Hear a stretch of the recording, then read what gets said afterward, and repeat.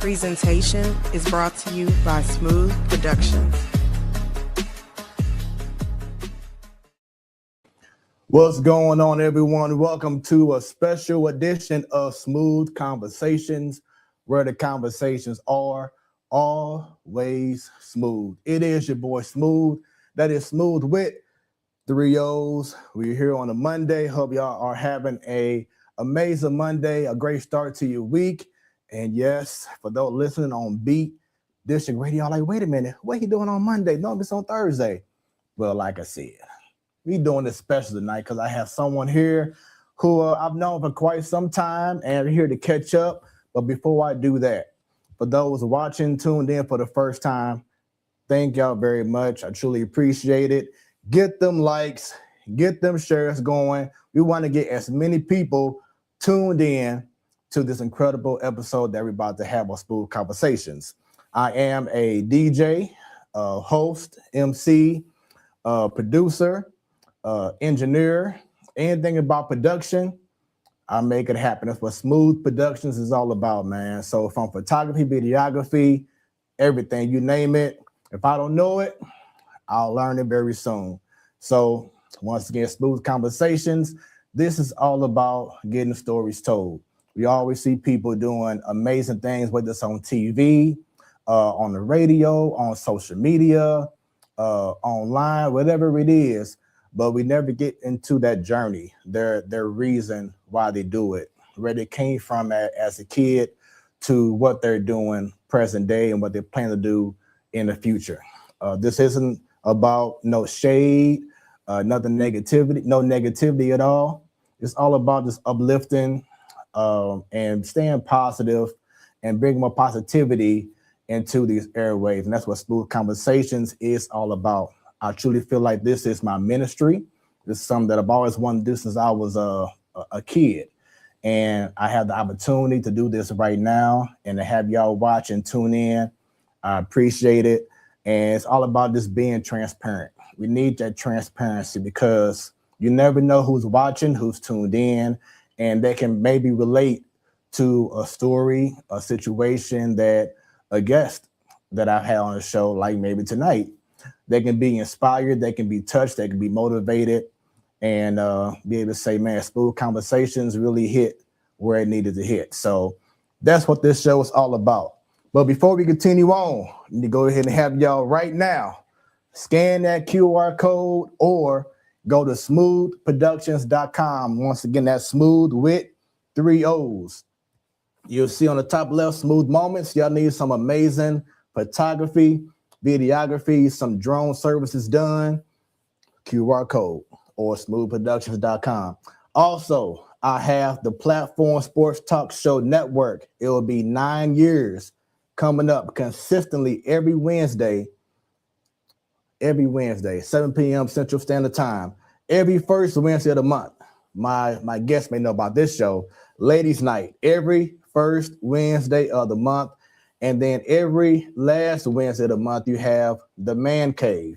In between those two shows, you have the show that I host along with panelists from the Man Cave and Ladies Night called The Main Show. So every Wednesday, 7 p.m. Central Standard Time, it's always something amazing to see in regards to sports. So make sure y'all check that out by once again going to the QR code or going to smoothproductions.com.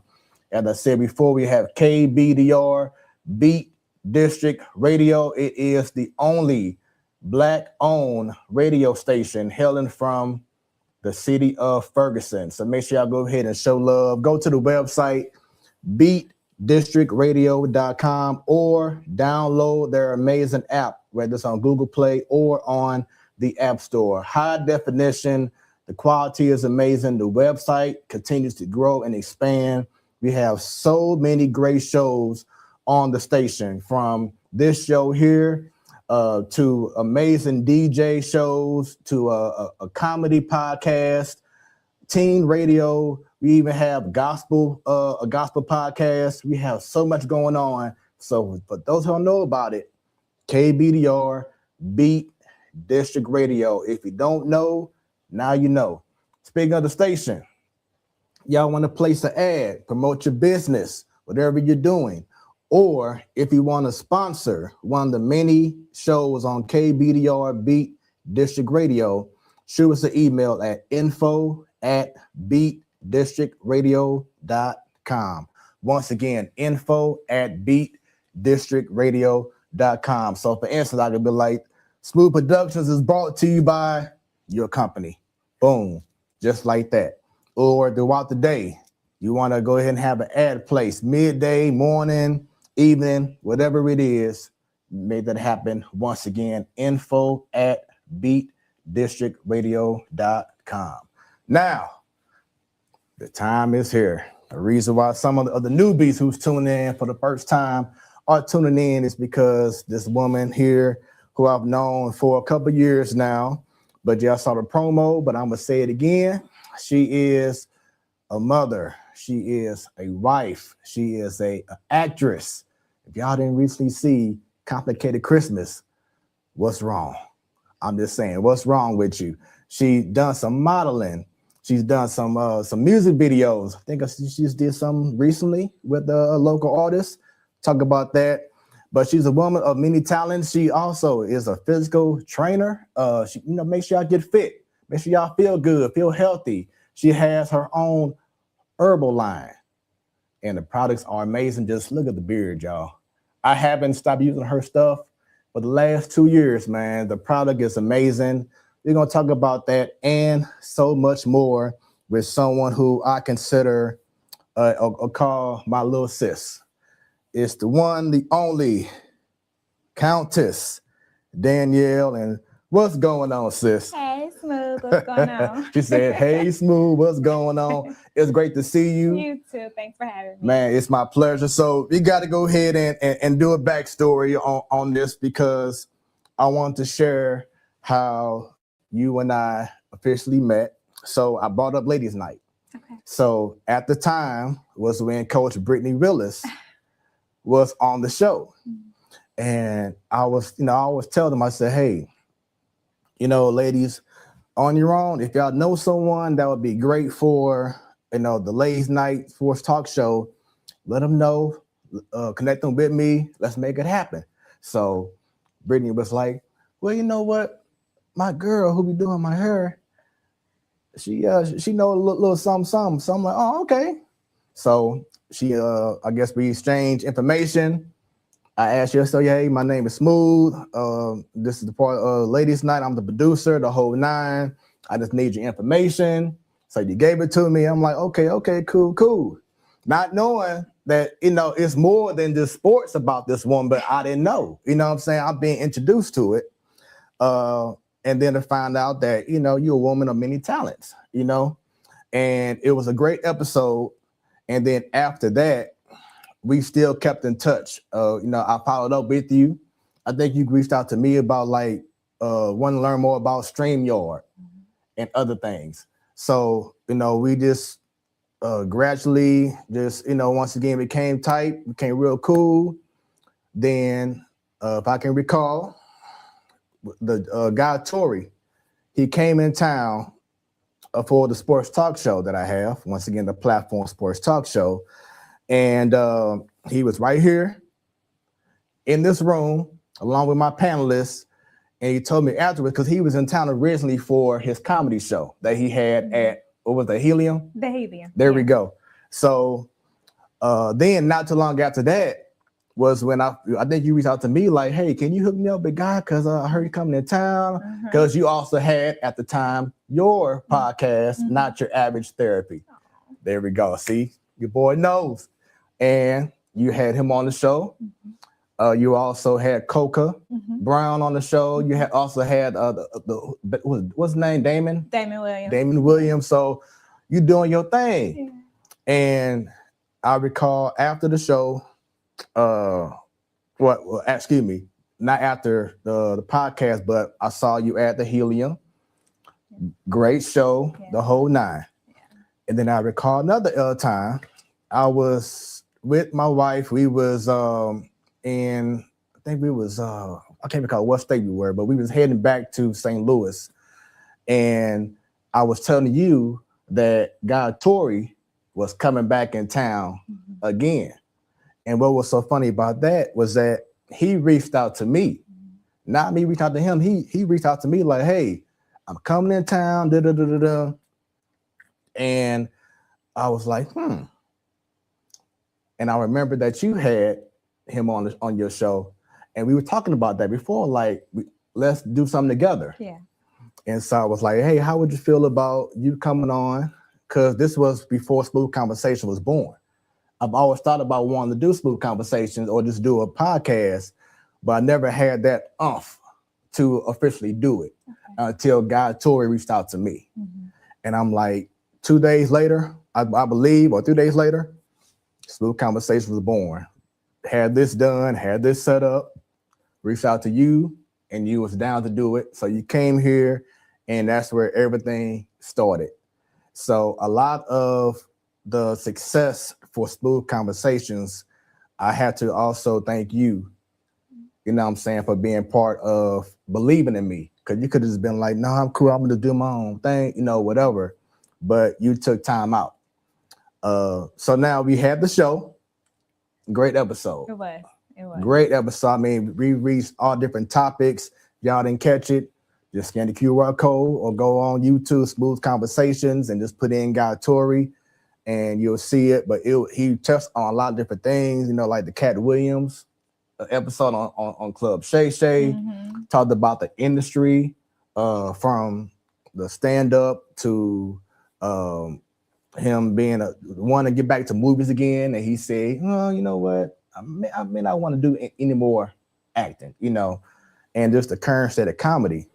But after that show, Countess and I had a conversation because we were trying to do more shows together. But the biggest thing was that she stayed like 2 hours away from here, y'all. So as much as she really wanted to do the show, it just would have been hard to try to, because especially with me, I want to like hit the ground running, boom, boom, boom. So as much as I was like, oh man, I wanted her to stay, but it was also a blessing because it allowed me to go ahead and start doing the things that I knew that I can do more of because I had no restrictions. You know what I'm saying? Yeah. But if y'all see these chairs right here, these chairs are here because of her. Because the very first show, we had these bar stools that y'all see in the back, and she was like, Fred, Smooth, after the show, my butt was hurting. We need some better seats. So I'm like, all right. I'm like, I got you. We're going to make it happen. My wifey, shouts out to you, wifey. I said, I need some comfortable chairs. Got to make sure my guests and everyone who come over to the house is comfortable and good to go. So boom, we here. So that was the backstory, but that's pretty much how we connected, and she's back because I reached out to her a while back like, hey, I see you doing amazing things, and I'm proud of you. Because after the Guy Torrey episode, when you were saying, hey, I may not be available all the time to do Smoooth Conversations, that's when you got right back to your passion, your other passions, and that's doing hair. And once again, you have these amazing projects. And just once again, for those who didn't see, Complicated Christmas came out this Christmas season, and it's doing amazing. So I just want to say from the bottom of my heart, I'm proud of you. Keep on doing what you're doing. Keep on doing it with the passion. And for those who didn't see it on the movie, the very first scene, the place that they were at was right up the street from my house. I was like, wait a minute. Is that my street right there? So I'm like, oh yeah, my street famous. But sis, once again, congratulations. Thank you. Because you're flourishing. Thank you. I know that you already have had previous roles in the past, but to be able to, you know, in the now, do what you do, congratulations. And the success that I'm seeing from you is really inspiring. I hope all the others have seen that too, and are appreciating what you're doing and representing St. Louis. Thank you. And, you know, I have to throw that right back at you. Congratulations to you. Congratulations on almost 2 years of Smoooth Conversations, you know. So we have a lot to celebrate. Yes, we do. Yes, we do. I'm definitely excited. So I do have to ask, because I got like 8 different names from you. Countess Danielle, Countess Edwards, Sunshine Monroe. Okay. So help me out. Who's Sunshine Monroe? Oh my God. So that page was made like 12 years ago when Facebook I don't know how long Facebook been out, but it was right at the start. And my best friend at the time was like, oh, you got to make a page. You got to make a page. And Facebook wouldn't allow me to use my legal name, which is Countess, because it's considered a title. Right. And so at the time I was working for U.S. Sailor in the hood off Lucas Hunt. And they called me Sunshine. So I was like, what do I not just it's gonna be Sunshine. And I've tried to upload my ID and various identification processes, but Facebook will not let me change my name. And I just have I love y'all too much to start a whole new page and start over. It's monetized and it's just not worth it. So Countess Danielle is what I go by, who I am, what you'll see on the credits of the movies. Right. It's my Instagram. Instagram allows me to use it, which is crazy because they're both meta. I don't understand that. I don't know either. And I've heard so many people, say, yeah, I try to change my name, but Facebook won't allow me. I'll change my name maybe just twice, but I'm not one of the people that got changed every second. I'm just I'm very consistent with what I do. But yeah, I mean, that's crazy. Yeah, I tried. And the consistency is very important to me. And so I was kind of bummed out. Not being able to make all of my platforms consistent. So, Hey, understand. So once again, after you was like, I had to go ahead and, not do Smooth Conversations as much or whatever, it's when once again, I turn around and you doing hair. So how has that been? Because I think for a minute you were gone from the shop, but now you're back at the shop. So tell everyone about, you getting back to doing hair. Well, I was in the process of figuring it out, right? At the time I don't remember how, so probably my son was maybe just turning 2, my youngest son, and I knew that being a stay-at-home mom was something I could no longer do. I was burnt out. I had did it for 8.5 years with my oldest. Wow. And in the midst of the personal training, the building BLBC herbals, all the things, I was still full-time mommy always. And I needed to figure out how to get back to me, how to pour into me again. And I love loving on people. Like that is the essence of who I am, is just loving, especially women, just being that girl's girl. And I'm licensed for 15 years now. And I'm like, I've invested this time, this money, this education, and I'm not using it. Well, I have my girlies still coming to the crib. Yeah. I did Brittany. Right, exactly. But not everybody else. You want to trust in your home. Plus I live 2 hours away. Right. 2.5 for Rick. No, let me stop. And it was just very inconvenient. And so honestly, hair was not the first thing that I thought about going back to. It was personal training. But I really had to sit down with myself and I had to think about where I was, because this is my first time being a mom of 2. This is my first time trying to manage being a mother of 2, a wife, and a business, an online business. So how do I make this work?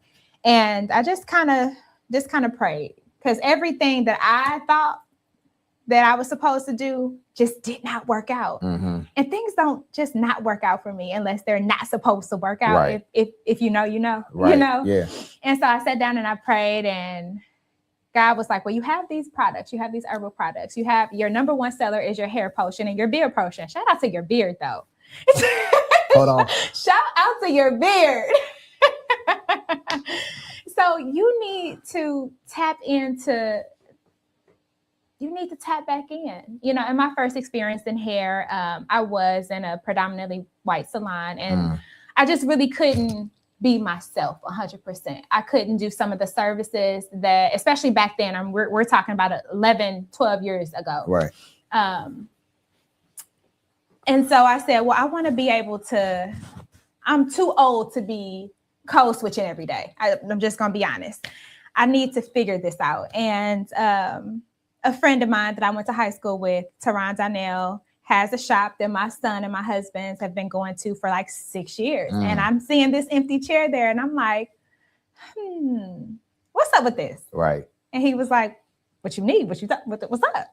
And the rest is history. Like I've been there I'm into like 1.5 years at the shop now. And it's been my peace. It's been my peace. And Why? Because I make my own schedule, which was the reason why I went to hair school in the first place, to be my own boss, because I knew that hair is my talent, but acting and being in front of the camera is my passion. So I knew that I needed to create and use my talents to pave way for my passions, to give me that time, to give me that opportunity where I can just shut my books down and go when I need to go. I remember getting a call to be on set and 16 hours for a huge production, like one of the biggest productions I've ever worked on, with Naturi Naughton, Justin Long. And I had to call every one of my clients. I had a full book and was like, I need to cancel, y'all. And some asked why. And I was honest. Like, I'm not going to act like I'm sick. I'm not going to act like something came up. I have this huge opportunity. I need to take advantage of it. You know, either you going to still come to me and love on me and let me love on you. Or hey, it is what it is. It is what it is. Yeah. So hair has just allowed me to have a steady, constant income and flexibility to still follow my dreams. So talk about the moment for you where you didn't have to worry about that 9-to-5 mindset no more. Like you said, you having your own schedule, you pretty much stepping out on faith. Talk about that mindset of what was it that made you say, you know what, I'm saying, that this 9-to-5 lifestyle, it just can't be me. I don't think I've worked a 9-to-5 since I was 19 years old. Wow. Yeah, I haven't. I went to hair school, graduated hair school at 23 and had my first child at 26. I stopped working behind the chair 2 weeks before I gave birth. And that wasn't the plan. But my husband knew that I wanted to be like my mother and be there for my children and raise my children. I did not know how hard that shit was going to be. I just didn't.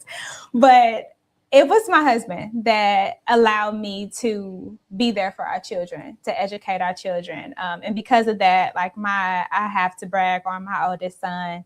He has always been far above expectation when it comes to reading. His reading he's on like an 8th grade reading level in 5th grade. Wow. And it's because I was able to be there important to him.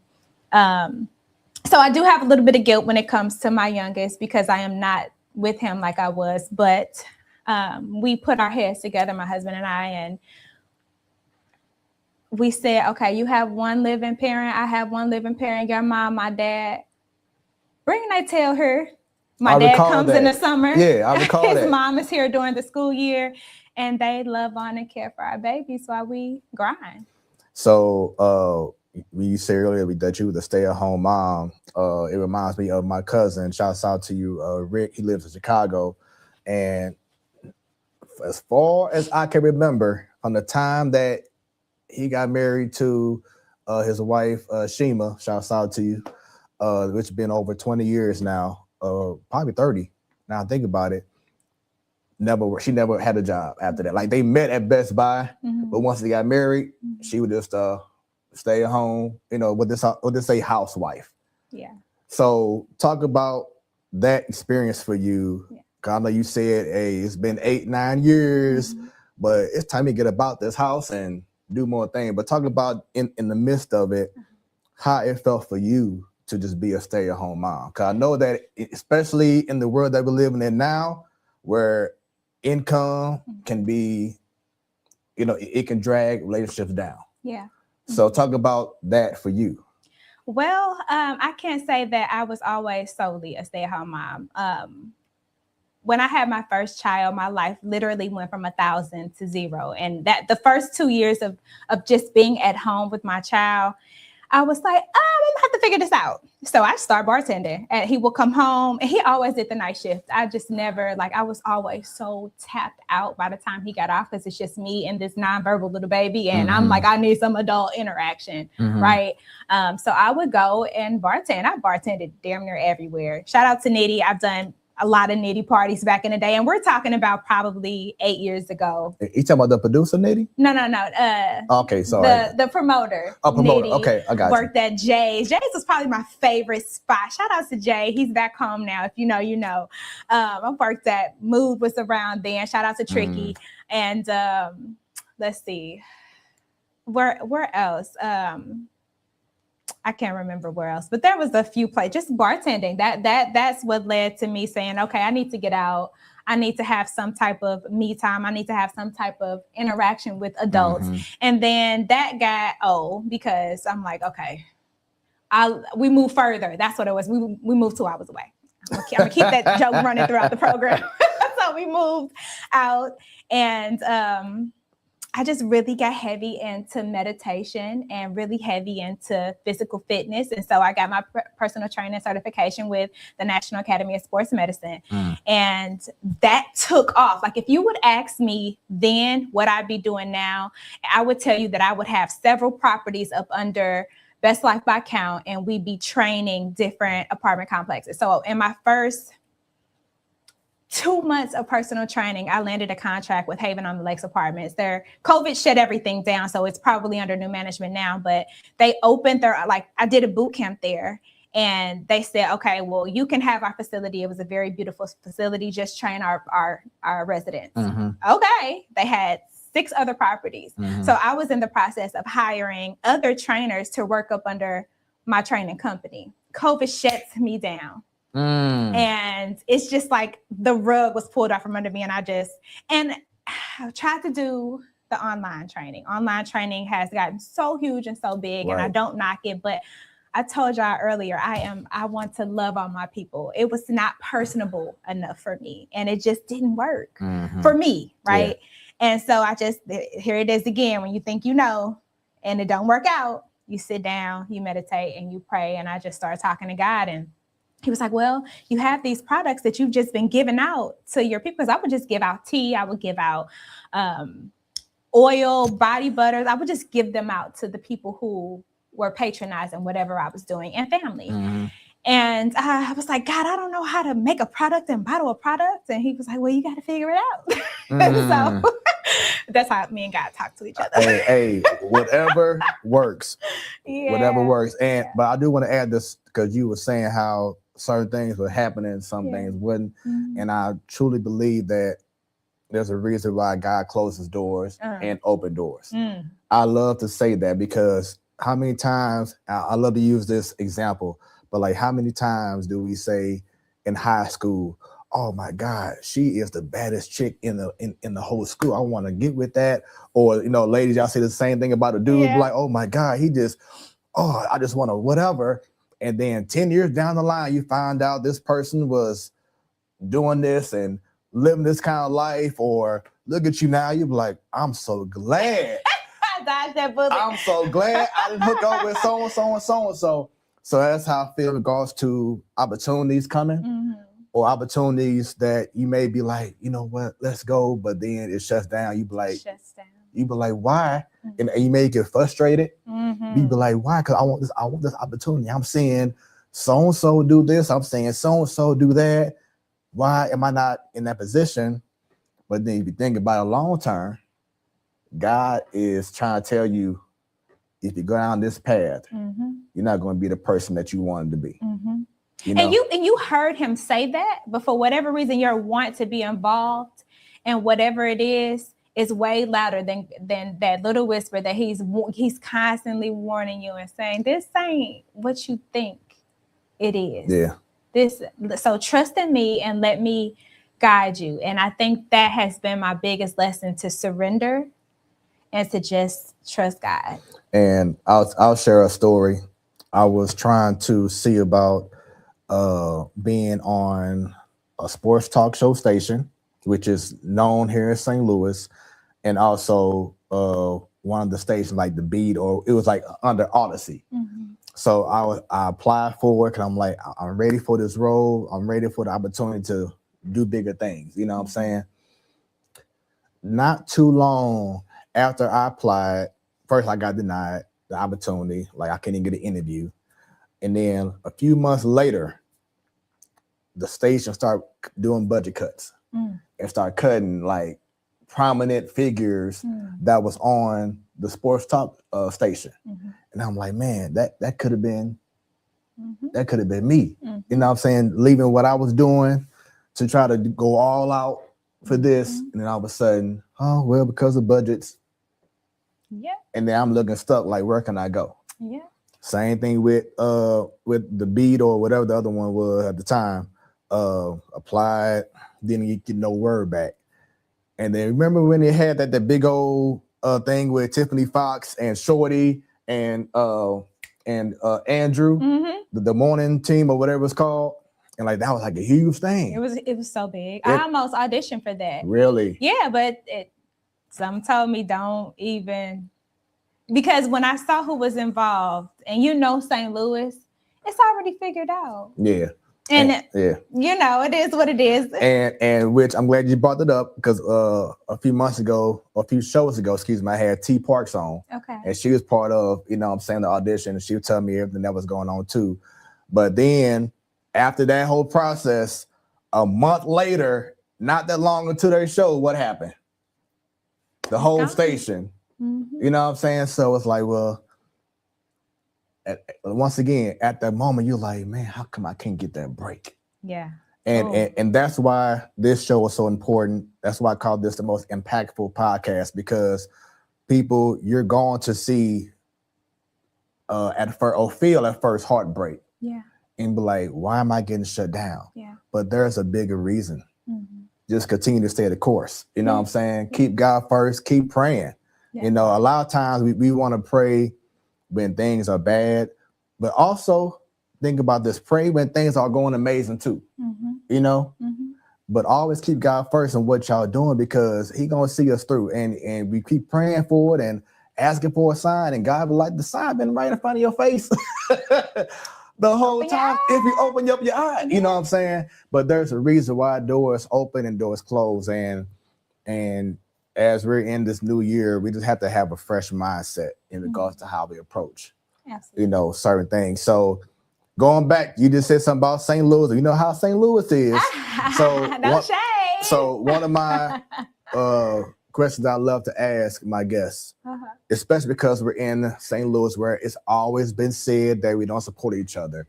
The crabs in the barrel mentality, like me being a DJ, it could be a different DJ who will see what I'm doing and want to hate on me, trying to block my shine, knowing that there's money everywhere. Money is never going to run out.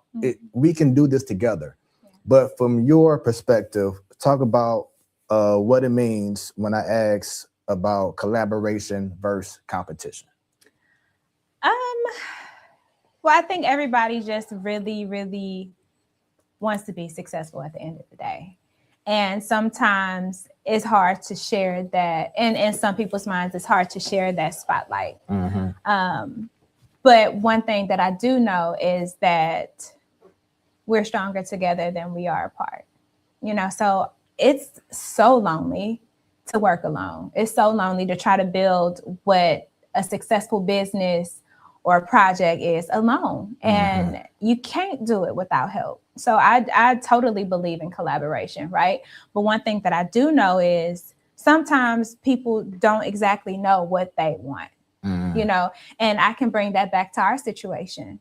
I was in a position where I did not know what I wanted to do. I just knew that I wanted to do something different. I knew that I needed to be more than mommy at the time. I knew that there were some things that were easy to do and some things that were difficult. And I had already done a lot of difficult things, and I was tired of doing difficult things, which life is all, you're going to come in contact with difficult things. But I just hope that as a city, we can come together a little bit more and work on projects together and not be against each other, because when we work together, we pool all of our resources. Like different cultures pool resources. They put money in a pot together and build this business, and then take it to the next and put money in a pot and then build that business. And I think that we need to do that. And I am so grateful that I am a part of Black Girl Powerhouse, Brenda Hampton's company. And I'm so glad that she brought me in, because on the set of Complicated Christmas and Who You With, I was actually able to see a team of women come together and love on each other and love on me. And I'm new to the crew. And just really pull all their resources, all their knowledge, all their time together for one mission. And I think what she's doing in St. Louis is what Atlanta's doing, is what Detroit's doing. I was going to bring that up, yeah. You know, it's what these other cities are doing to bring film to that city and make it a big thing. Yeah. No, we're not LA. No, we're not New York. But we have so many passionate and talented people here that if we all just got together and put our minds together, we can be those bigger cities. And speaking of complicated Christmas, bam. So behind the scenes, everything. So you brought up Brenda Hampton, who she was the producer. Is that correct? Writer, producer. She missed everything, huh? So it's so funny because you consider yourself the jack of all trades. Yeah. And I think that's why we ended up connecting, because I consider myself the female jack of all trades. Yeah. And I think Brenda, when it comes to the film and writer, because first she was the best-selling author. Now she's a writer, producer, director. And now she's learning the distribution side of it all. And she just told me yesterday, I was on the phone with Ricky Ross, and I was like, tell him to watch Complicated Christmas. And so, you know, man, just seeing that, the camaraderie of her and how she loves on other people too, man, it's just. And it's so it has to be refreshing to, because we talked about Kalonda K earlier. Yeah. You know what I'm saying? Just to have, you know, ladies like them who just about wanted to come together and show more love. Why, with that being said, why do you feel that there's so much, you can't get this because I'm here, or, you know, you're blocking me? Why is it so much of a crabs in a barrel mentality when it comes to St. Louis? Is there anything that you feel that we can do that can change that mentality? You know, I don't think I've ever really experienced it. So it's hard to speak on, other than just going back to what we were taught as little kids: treat people how you want to be treated. Right. Have compassion. And then, like you said, the Atlantas, you know, I always bring up Atlanta because it's all you see, you know, from music, entertainment, comedy, all that. It's like they all just come together. You rarely see any issues in Atlanta, you know, especially if you look from the outside in. That's the part. The outside looking in, you know, we don't know what's going on in the A. Yeah. We really don't. Yeah. We just know from our pain and heartbreak what's going on here. And so it looks beautiful over there. Yeah. Have there been times in your career that you've considered moving out from St. Louis? Actually, recently. Really? Yes. You know, I don't know if you know, but I am from LA. I'm from Inglewood. Oh, okay. I lived in New York for a little bit, and I moved to New York summer 2010 for acting. I got duped so many times. New York is the state for conning, okay? Wow. I said what I said. They are. I remember going to a movie that was supposed to be going to an audition that was supposed to be for a Will Smith movie. And I waited for that audition for 12 hours only to get in front of the people. I mean, it was packed. It was a New York audition, posted on Craigslist. Probably should have been my red flag there. But I'm 22. I'm wet behind the ear. Just driven, you know. Anyway, I get in there. They trying to sell acting classes. Yeah, it was just a complete waste of time. But recently, I did a girls trip to Atlanta last March. And obviously Tyler Perry Studios is in Atlanta. I loved Atlanta so much, and there's a huge market, and the Black excellence in the A is so to every corner. There's Black lawyers, Black doctors, Black judges. I mean, it just really inspired me and showed me what Black excellence looks like. And I'm not saying it's not here, but I'm just saying the film market there is way bigger, and just the Black excellence looks amazing. And even with that, because you think about Nelly. Yes, he's from here, but it took him to go to like New York and other states and start doing more stuff out there. And that's where I think he recorded Country Grammar while he was in New York. So yeah, he gonna always represent St. Louis, but sometimes it may take for certain people to say, you know what, I done what I could here. now it's time for me to go ahead and branch out somewhere else. Like we talked about Jason Little. Now he's going to the A and doing acting a lot. What's his name? Chris Mosley. You know, he was living here. Then he took he acted on Fate, living in Arizona now and doing amazing things. So we're not here saying you have to leave St. Louis, but you gotta do what's best for you also. You know what I'm saying? If it's just your calling, and just do what's best for you. Be smart, use the resources. Once again, keep God first. But I hope that there is a time where it just doesn't feel like people can't make it while you're here in St. Louis. You can, because we have, first of all, Kamora Lee Simmons was from here. Right. Jennifer Lewis from St. Louis. I forget the guy's name. If you know it, drop it in the comments. He was on what was that show? It was such a tearjerker. Sterling. Yes. He's from here. I mean, and I'm gonna say it right now on Smoooth Conversations. I am not gonna have to leave St. Louis for you to see me on a big screen. There we go. Go watch Complicated Christmas. Hey, no, truthfully, I was gonna say that is that because I was gonna bring Sterling, I think it's Sterling J. Brown or something. I'm so bad with names. Yeah, I know his face. But see, you know what? See, this the cool thing is that I can just go ahead to my Sterling K. Brown. It's the fun thing about doing live and having whatever you need right here. Bam, Smoooth Conversations. But now, but I was gonna say, look at all the great actors, actresses from St. Louis, and then to see what you're doing. So you're on the rise. You know what I'm saying? You're gonna be right there. You're gonna have your own commercials. So I'm from St. Louis. You're gonna be on one of the big outside Smoooth Conversations. You're gonna be on one of them other, you know what I'm saying, big shows saying, I'm from the Lou and I'm proud, because people need to see that and know and feel that yes, it is possible. It is. So when I'm watching a movie with the wifey, which once again, it was a good movie, and the scene, because I ain't gonna spoil it for people who didn't watch it, but the scene when the mom came out with the gun,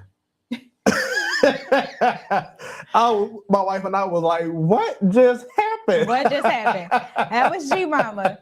That was G-Mama. I was like, what just happened? But no, once again, great movie. Thank you. I asked you before if that was like your first lead role, and you said what? The first, yes, right? But I have to give a shout out to Craig Thomas and Eyes Don't Lie, because I was a supporting lead in that one too, but not nearly as big as Complicated Christmas. But if you watch the movie, you know a couple people got killed off in that movie, and I was one of the survivors. So at the end, it was just PD and I. I don't mean to spoil it if you haven't seen it. But yes, Complicated Christmas was, and then we kind of winged. I don't even remember if we had like a script. I think it was mostly like improv. Really? So to learn that script was something else, you know, to learn how to break down a script and go scene by scene and just really becoming Melanie. That was a time. I had the time of my life. So much so that I got off set and I said, I cannot not have a script in my hand. Like, what's next? You know? Yeah. So talk about, because I asked Jason about this when he was doing like commercials and stuff, and he was like, anytime the commercials played, you get the whole residual. So that's something similar with movies and what you're doing with acting. Like if the movie is played a certain amount of times, or it's bought, you know, from going to any kind of market to buy it. Is that how it is with you? Well, I think that depends on your contract and how that's negotiated. That could be negotiated in your contract, and you could just get paid a day rate. I am not going to talk about what's in my contract. Right. But it really depends on the contract. And from my understanding, I really want to clear the air on this. From my understanding, when it comes to Tubi, it is bashed so much by people. But I need y'all to understand, Tubi pays the independent filmmakers and whomever else is on the side of profiting from that film more than Amazon Prime. I don't know what Netflix is paying, but Tubi is paying. It's a flex to say, your movie is on Amazon Prime.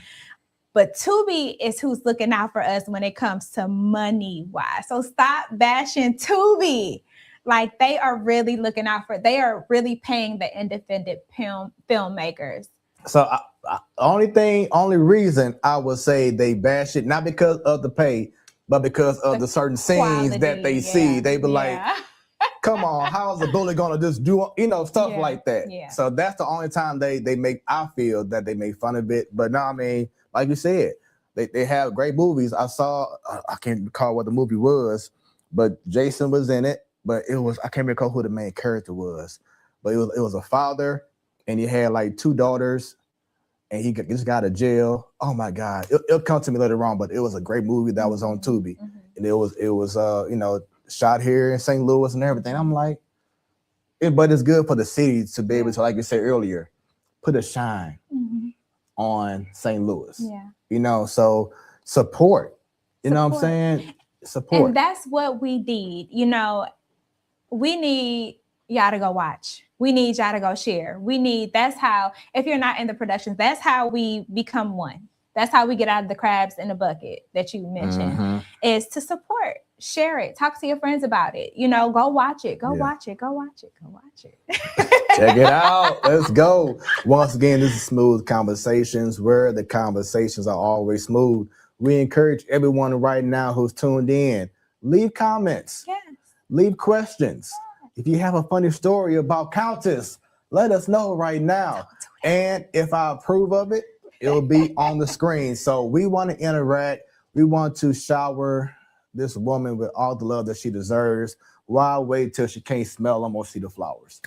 Get them now. You know what I'm saying? This is what this show is all about. So leave them comments. Don't be shy. Go ahead and interact. So you said you was born in Inglewood. So I had no idea. You didn't? No. Yeah. So talk about, and you said New York, correct? I moved to New York. Okay. So it was Inglewood, New York, then St. Louis. So talk about life. If you can recall your childhood, how would you describe it? The best. The best childhood ever. And I was just saying the other day, I don't know how my mom made some of this stuff happen that she made happen. And we're talking about sharing stories. If you ever been to one of my parties, on Brown Road, if you know, you know. I'm talking about crack. I'm talking about like a smooth party. Hey, oh yeah. I'm talking about basement packs. I'm talking about mute DJ, food. True house party vibes. True house party vibe. I mean, some crazy stuff. I've seen somebody. You got catch that after the snows playing. But I used to rap back in the day. That's right. So my life was literally school, track practice, studio, or rehearsal. And it was just on repeat. And that's why I said earlier, my life went from 1,000 to 0 when I became a mom, because it was like I was always on the go. I mean, you probably seen us performing with the young boys at Saints, at the Palace, at the Limelight. Like we were there, we were performing. Got a song with Jaquan back in the day. Literally, I know this is gonna sound crazy, y'all. We went to Chicago, and it was like a music expo. And we were almost signed to Bad Boy. Whoa, thank God you wasn't. I swear, doors closed for a reason. They literally sent an A&R down, gave us a 3-week project to complete. We completed the project, but due to other circumstances with another group member, they did not want to sign us. Look at God. That is crazy, man. She would have been sponsored by Johnson & Johnson by now. Why would you say that?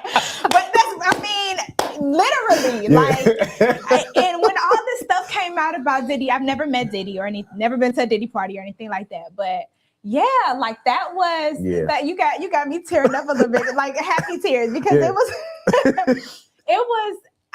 a time. I had the time of my life growing up. I remember my senior year in high school, and this is how KK was a part of this. Shout out to you, Kalanda. We did a swimsuit calendar for a record label that was here, and they flew us out to Miami. So I'm a senior in high school. My mom had to sign a contract because I was only 17 at the time. And we flew out to Miami to do the calendar, and it was a time. I guess I could say it now, but the first time I ever got drunk was. And you were how old? I was 17. I was 17. I had an apple martini. I was dancing in the middle of the street in Miami, like my Lord. kicking it. And you know, I've always been treated with respect. I've always just had a good time, and I never really had to worry about some of the unfortunate mishaps that's happened, especially being so young. But my mom was always there. She was always there. She was my manager. She was my rider. She was my coach, my wardrobe stylist, my hairstylist. She was my everything, you know? So I think that's why. Like, I remember when eye candy first came around. Yeah. And I did eye candy, and I was underage. I was underage, but I won. And Key Wine came. I was working at Northwest Plaza and at Exquisite. And Key Wine came, and he said, "They finna try to take the title away from you." And I'm like, "What you mean?" They found out how old you was. Like, the girls was hating and screaming, "She ain't even supposed to be here. She ain't 21." I don't remember how old I was. Probably like 18, 19. Probably younger if I was working at Exquisite. And, you know, I told him your mama was there, though. It was the first words out of Key Wine mouth. I told him your mama was there. She wasn't there that night. But they ended up taking the title back from me because they could not publicly put me in the St. Louis American. The St. Louis American was covering the eye candy at the time. But they let me keep the prize money. Shout out to Mo Spoon. They let me keep the prize money, but they could not announce me as that winner. So fast forward years later, he came up to me. He was like, "I want you to run again. You're old enough now." And what happened? I won. There you go. There it is. Yeah, I've had a time, though. My childhood was the bomb. So speaking of childhood, talk about this photo right here. Oh, my goodness. That was Mrs. Olson's class in social studies. Look at that Adobe chain. What? Where did you even get this? People say that Side every show. Ponytail. Yeah, Berkeley, was that Berkeley High or Middle? I think that Olson, Berkeley High School. So just looking at this photo now, the person that you are, what would you tell that young lady? You can overcome anything. It's nothing that you can't overcome. And you are going to have to overcome a lot. You told me I was going to cry. Why would you do this to me? I'm just saying, I have to prepare. I'm a cry baby, happy tears mostly, but yeah, it's a lot that you're going to have to overcome, but you are built for it. Yeah, you can do it. Yeah. You can do it. And let's go ahead and talk about this cool photo. That's the Ghetto US Cellular I was telling you about. There it is. The Ghetto US Cellular. Right off of Lucas to her. And, you know, the girl in the middle, Nikki, she just hopped in my inbox the other day and told me that she loved the movie and congratulations. And I haven't seen Nick. I haven't seen her face in real life, like touched on her. And probably over 10 years. So the love is real and the love is consistent. Oh, my goodness. So talk about, for you, and like I love asking this question as well, but you putting in the hard work, the sacrifices, the energy, and then you're seeing the reward, and people are acknowledging you for the hard work that you're doing. Talk about how that feels for you. It feels like I need to appreciate it more. Like I need to sit in it and receive it more. Not that I don't appreciate it, but I'm such a go-getter that to me that's already done. Like, what's next? Like, I gotta stay consistent. I have to pound the pavement. And so for me, it's really, really sitting in all that love and receiving it. And really, really saying, okay, this is enough. And I've accomplished so much, but this just isn't the end for me. So really just slowing down to smell the flowers, I think it's a lesson. Yeah, and it's important too, because like you said, so many people are doing so many things, you know, always on the go, and you just don't sometimes just sit back and just appreciate things.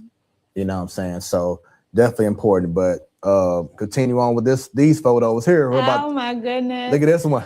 Oh, okay. So that's my girl, Monica. And shout out to Deontay and his beautiful wife, Sierra. I have not seen or spoken to Monica, but that was the old school Berkeley High School. So as you know, Berkeley was shut down and we had to move to McClure South Berkeley.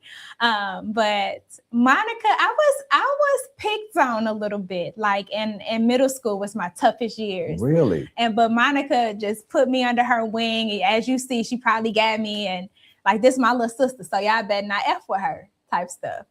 And that was in senior hall, walking down the hallway. You know, Deontay actually used to dance for us when we were a rap group. Okay. You know, and now he's doing his thing. He's doing big things in St. Louis. And like I said, he has a beautiful wife and children. And just seeing everybody, you know, grow old with it. Like we're growing old together. Yeah. You know. So you say you was picked on. How come? So came from California. Yeah. In California, attire wasn't really a big thing. Like we're all beach bums. Yeah. So I get to an urban community in St. Louis. We lived off of Brown Road near the airport. And my light up tennis shoes and my Tasmanian Devil t-shirt was my favorite attire. You know, I had my hair was just plaited, long braids at the time. And boy, did they rip me apart at Berkeley Middle School when I went. Yes, it was tough. It was tough. And so I would go home crying and my mother, I'd like really go home crying. And my mom was like, if you know my mama, she said a whole bunch of curse words I'm not even gonna say. But she took me shopping and she took one of them things and did my eyes. I didn't even like pink. Like I was such a boy. Like to me, like racing all the boys and kicking their tail was what brought me happiness at that time. But you know, you had to become a product of your environment or you stuck out like a sore thumb. Right. And Berkeley gave me tough skin. First fight at Berkeley Middle School. Wow. Like and after that, I think after you fight somebody and you don't lose, that's all I'm gonna say. Ain't nobody messing with you no more. So and you don't lose. And that was, you know, it gave you tough skin. You learn how to zone or you get zoned on. It just was what it was. It built thick skin and it gave you now I'm able to look at that girl and say, that younger version of me and say, it ain't nothing you can't, you know, overcome. So when you were on ladies' night, found out that you actually down the line in life, you was able to be celebrated for what you did in track. Yeah. And been able to receive an award. So then I saw this photo.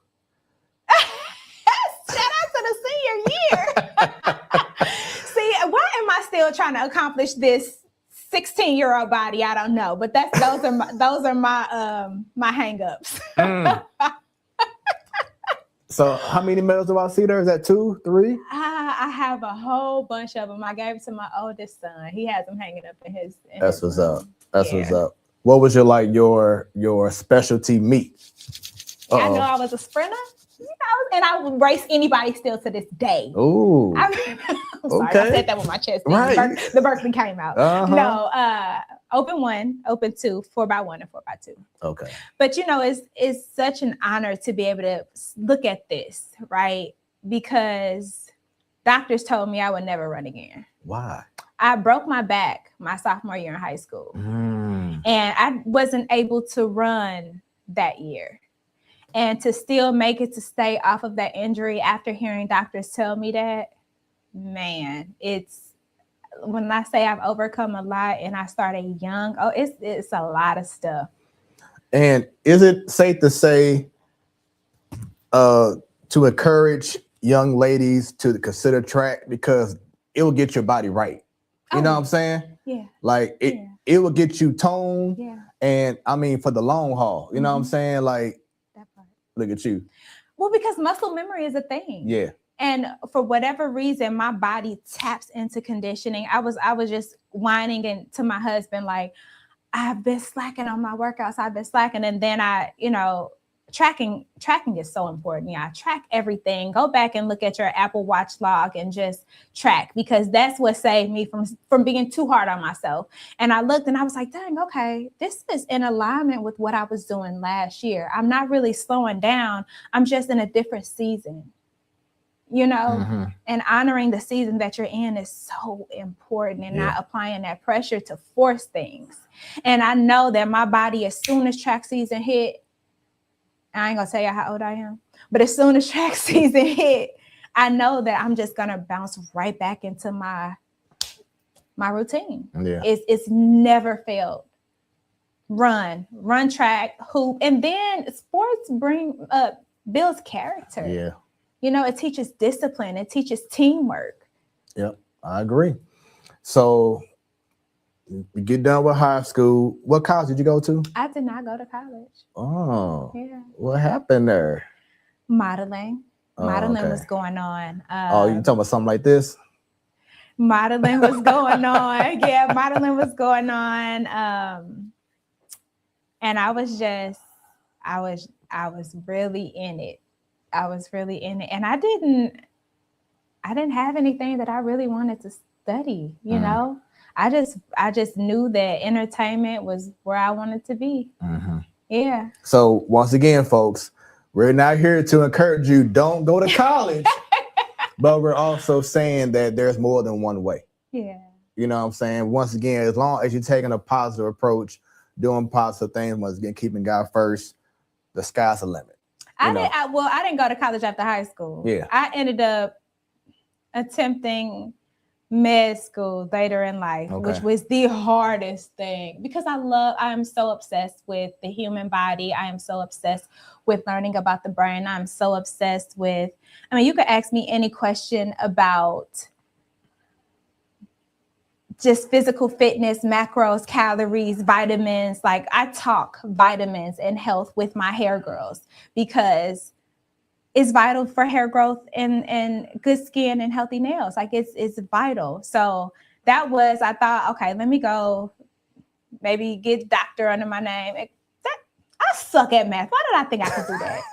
But I tried. Yeah. The only math I enjoy is counting my money. That part. That's it.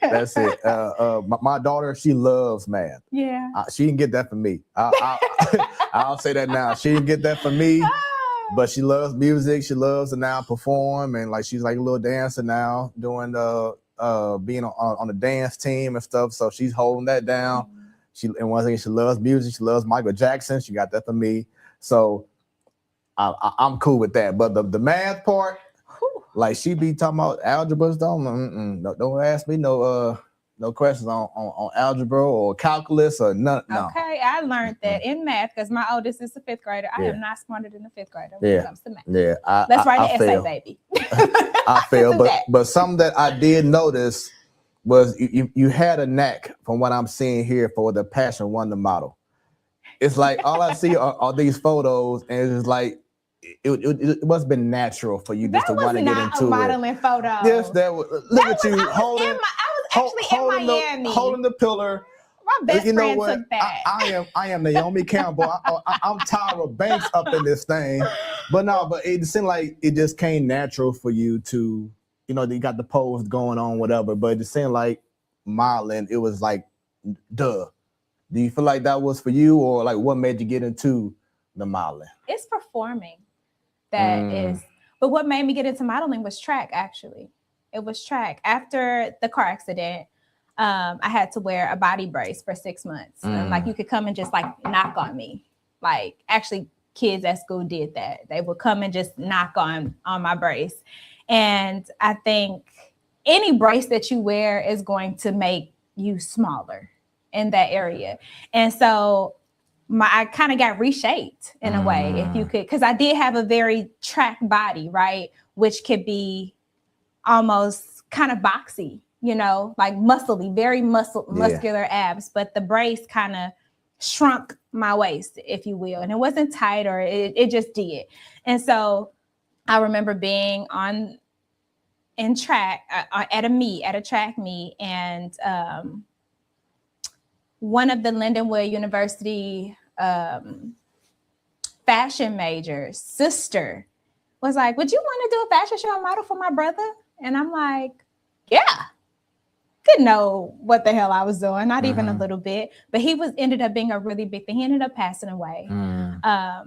But if it wasn't for him and his sister Dira coming to me and scouting me to be a model, I mean, that one fashion show really, after that, every designer kind of wanted to work with me. And the adrenaline, the same adrenaline I got being on a track listening for that gun was the same adrenaline that I got from my cue to hit the runway. I can change clothes faster than anybody I know because of modeling, you know. And I never forget that Usher, what y'all know about her? Yeah. So that was my bad girl. Play that, and I'm coming out on the runway. Her new theme song. No. Nah, that's the old theme song. Yeah, right, exactly. You're right. Forever theme song. That forever theme song. That's right. Now, you talk about confidence. This one here, you must have felt like, can't no other woman ish on me. What? The butterfly. I don't remember what designer was responsible for this. And I don't know if you could tell, but my body was sprayed completely bronze. Yeah. Here. Shout out to Sean Henley. He actually did my hair. My mother was crazy about this hairstyle. He's still a hairstylist, killing the game right now. But the butterfly I did a lot of shows in this, even for art shows where I would just do still posing and being painted. But the butterfly that was my thing. So talk about for you. Now, I know you said previously about not really having that experience of the whole crabs in the barrel, but in regards to just you being a woman in the field of rapping, acting, being a model. Yeah. I mean, everyone can see, you know, you are a very, you know, gorgeous woman. Thank you. How is that received from you? And has there been any previous issues or hard times because of you being a woman in your field, being objectified? Have you had to experience that? Experience what exactly? Being objectified, or, you know, men coming at you a certain way because of you being a rapper, trying to take advantage of you, or you being an actress. They try to, you know, see about this, you know, especially when you having a husband and everything too. But it's talking about you overall, just being a woman, a Black woman in the entertainment field. You know, I answered that question earlier. I said, I'm grateful to not have ever had to experience anything like that. Okay. And I said, I don't know if that was because my mother was always there, but honestly, I haven't. And my husband, he'll say, like, you ain't always get hollered at. And I'm like, no, like, I don't really get approached at all, ever. And I don't know if it's because I come off as intimidating, because I'm not at all. I'm the nicest person ever. At least I think so. Husband, is that right? But I don't. I just, and that is the truth. I can't explain it. I don't know why. But, and if I do get approached, it's by like, really, dude, like, really. With the YNs? Hey, Mom. Yeah, like some gas station crap. Yeah, but you know. Well, I mean, because there's people who, you know, haven't been fortunate. Yeah. So, you know, you never know. But I just wanted to make sure and ask that question, because once again, there may be someone who's seeing what you have gone through and maybe taking a similar path and wanting to be an actor or actress or rapper, etc., model, and may want to know, okay, how should I approach this? How should I act when this happens? But, you know, like I said, it's a great thing. And I feel like you said why it hasn't happened. I think just truthfully from what you're saying, you have a force field. That part. I have, baby, my ancestors doing that voodoo over me. No, I'm just no, for real. No, for real. Yeah. But yeah, I think that you're absolutely correct. Yeah. It's so divine. So you talked about fitness. Now I know track probably played a huge role in it, but what made you want to get into, look at the abs, but talk about get into personal training. I think I entered personal training out of pain. I entered personal training out of trauma. That was my way of saying I can't let what happened to my mother happen to me. I look around and I see the majority of the women in my family extremely overweight on both sides. And my mother passed away at 58. She had her first round of cancer at 48. And it was metabolic. And metabolic cancers are breast cancer, are colon cancer. They're cancers that, and I'm not saying that breast cancer can be avoided by your diet and exercise, but it does lower the rates dramatically. She had colon cancer. We all know colon cancer is what you're putting into your body. It's affected by your gut health, affected by your digestive. And she just did not care about what she ate. She was stuck in her ways and she was not willing to change. And my mother was a stone cold fox. But after having children, she let herself go. And she just poured everything into us. And I think that happens so easily to mothers, and we cannot let that happen. We have to take care of us so that we can meet our grandchildren, so we can play with our grandchildren. My mother never met any in one of my boys. And I just want to add on, also applies to men. Because we could be selfish, be in our own way and be like, no, I'm good, man. I always eat chips and always drink soda, always have the liquor, always want, whatever. And we can't wait until we have a stroke to finally say, let me get myself right.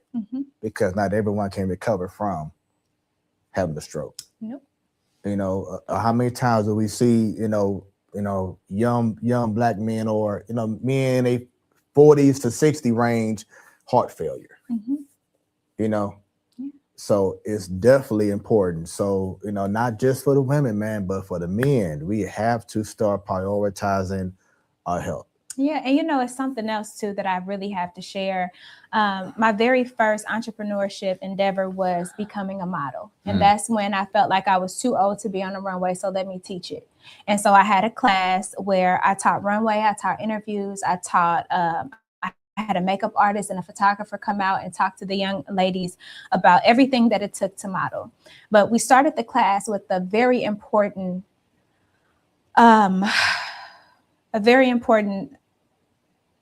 skill. And what I wanted the girls to do was to look at themselves in the mirror and tell me 3 things that they loved about themselves. Physical. Look in this mirror, look at your reflection, and don't take your eyes off of your reflection, and tell me the things that you love about yourself. And every single class, I had multiple women cry, boo-hoo. And I said, I am in the wrong business. I need to be showing women how to love themselves versus how to walk a damn runway. So remember I told you about collaboration. You may or may not remember, but my wife has a not-for-profit called Girls for Life. You will be perfect to speak to young ladies. So after we're done with this show, we're going to connect, make that happen, because I think it would be valuable for young girls to see, oh, wait, she's doing movies, she's a model, but you speaking life. They need to see that. They need to feel that. So we got to make that happen. Man, especially in this filter. Yes. I mean, AI. Oh my goodness. Like it's taking over and making these women just, it's crazy. It's almost impossible to love yourself how you are. Like I went through a whole stage where I cut all my hair off. I didn't wear makeup. I didn't wear fake. I didn't wear anything because I needed to learn how to love myself raw. I needed to learn how to love myself the way God made me.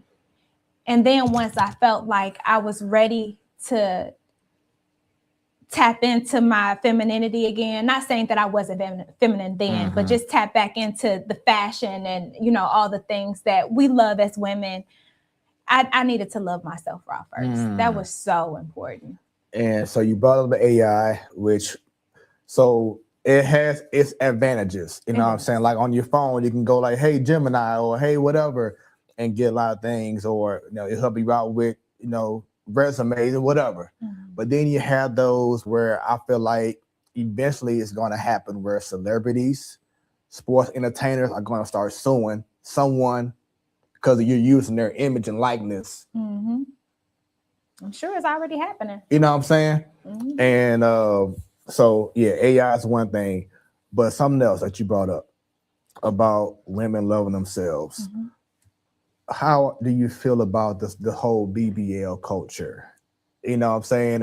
And women just going to that more, and especially with you being someone that I can tell you're always driven to want to just push yourself. Mm-hmm. And now you're seeing a lot of women, and like I think about DC Young Fly and his lady passed away after having surgery, you know, getting this done, getting that done, trying to be, you know, trying to appeal to a certain audience or try to get this role for a movie or whatever it is. But what's your thoughts, should I say, about the ladies now taking that BBL route? Speaking from a medical perspective, because I feel like I do have a little bit of knowledge in that area, I don't think BBLs are safe. I think and any plastic surgeon would tell you that it's one of the most dangerous plastic surgery procedures that you can get. Now, if we're talking liposuction, or we're talking tummy tucks or breast augmentations, if you want to do it, do it. Just make sure you're doing it for the right reasons. Make sure you're seeking a board certified surgeon. Make sure you're doing your research on that surgeon. Make sure you're going the safe route, and you're doing it for the right reasons. But one thing that I do know is, no, you can't get rid of loose skin, right? But a lot of people have this impression that diastasis recti is not fixable. It is by yourself, but it takes years, and that's consistency. You know, I had a horrible diastasis recti, and I even had a consultation with a plastic surgeon to get, you know, my abs sewn back together. But I said, let me try first to see if I can do it myself. Let me see what I can do myself. And 4 years now, I have closed it. Like I don't have the bulge. If you know, it's a huge bulge. I don't have it anymore. And I did not have any type of surgery. Now, is my stomach the way that I want it to be as a mom of two? No, it wasn't what it was on the butterfly picture. I'm gonna tell you that. But I didn't have to go get chopped and screwed for it. I worked for it. I worked for it. But I don't think it's anything wrong with it. But I think doing it, try first. Really, really try. If you can try and put in that time, it takes time. It's going to take time. Yeah.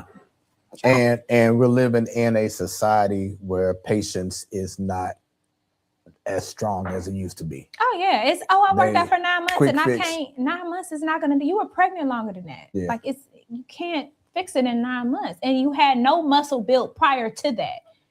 So not only are you trying to repair something that is physically ripped and torn, you know, you have to also build from scratch, and that's going to take years. Yeah. But that's okay, you know? Yeah. I feel you. Shoot, I can't relate to that in particular, but in regards to just rehabbing, a couple years ago, if you remember, I ruptured my patellar tendon on my left knee, and my knee ain't been the same. And me going through rehab and then seeing this person here, you know, who worse situation than I am. And like you said, the patience is huge, because it took me a year for like my left thigh to be back to normal. Cause like I had like barely no muscle at all because of the surgery. So it was like a whole year, my leg felt like it was just straight. You know what I'm saying? And having to just rehab every day. You have those times where you feel like, man, can I keep going? You know, can I do this?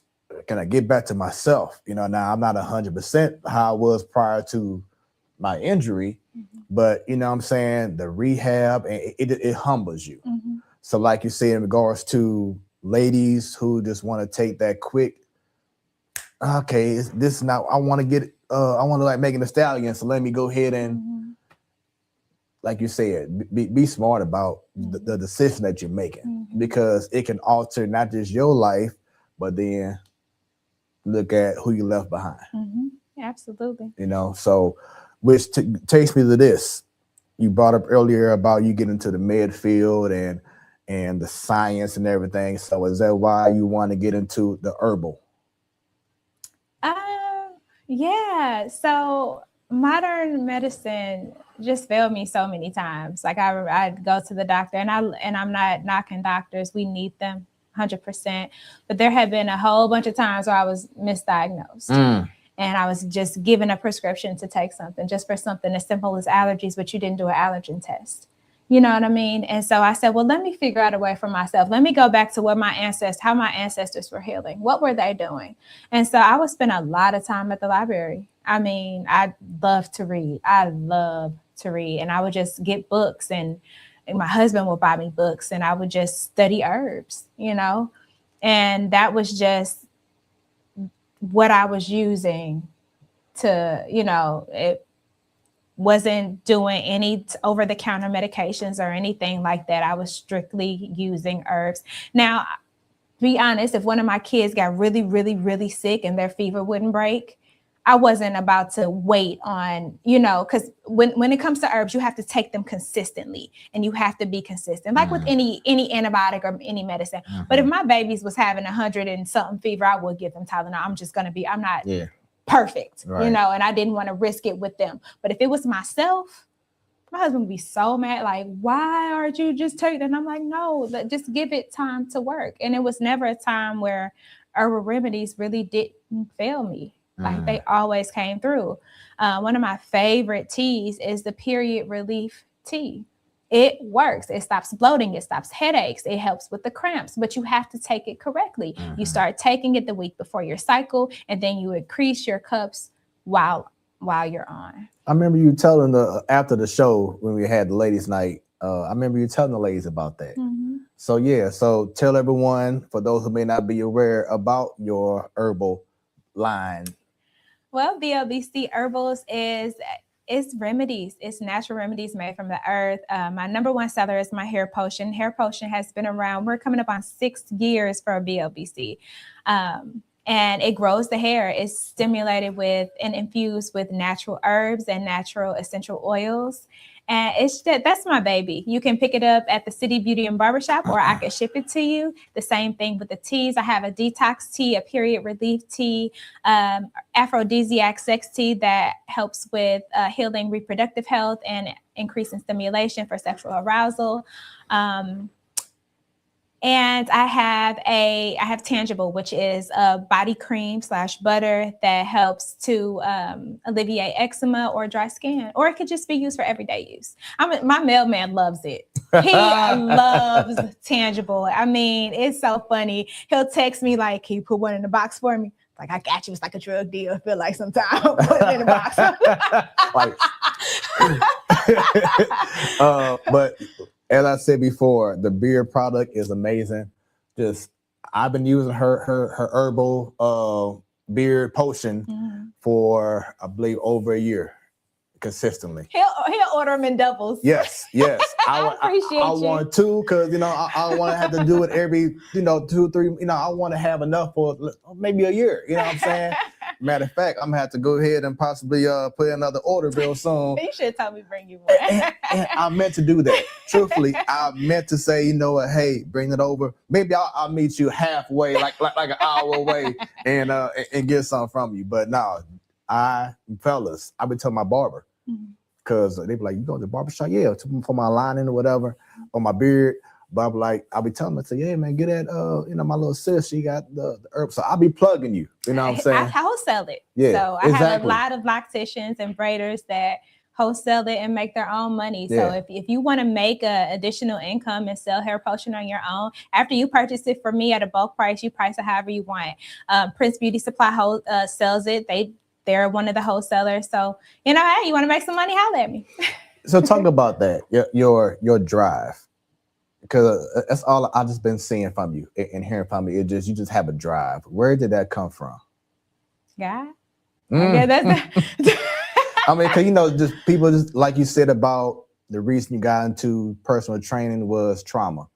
You know what I'm saying? So even as you was a kid to what you're doing now, all I just see is you just have the drive. So, and I know it has to be outside of God. We know God is everything, but I just feel like it's like another someone else, or there's just something in you, a reason why you have this go get it mentality.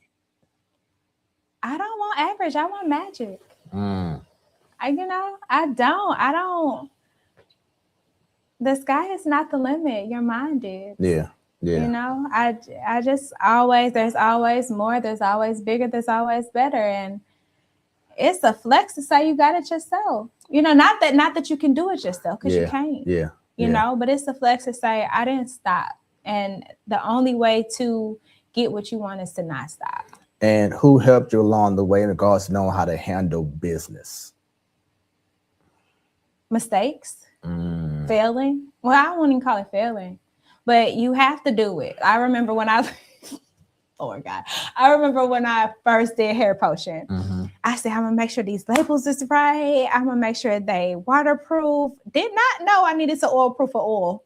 How did I never had a product. Right. And so all these people who purchased the product are taking pictures of it and sharing it on Facebook, and I'm loving the love. But me being a Virgo, I'm only seeing. You are a Virgo. I'm a Virgo. I'm only seeing the floss. I'm only seeing these hair potion running off of the bottle, like melting off. And I'm like freaking out. And so I'm like, okay, now I got to figure out how to get a sustainable label. So it's just trial and error. It's just doing it and messing up and doing it again and messing up and doing it again and messing up until you figure it out. First, you don't succeed. There it is. You got to do it, though. You can't just sit on it. And speaking of flex, talk about this moment here, because that was awesome. So this was at the wrap gift for sisters at Tyler Perry Studios. Hair potion was passed around to all the cast of Sisters by this young man who was on natural average therapy.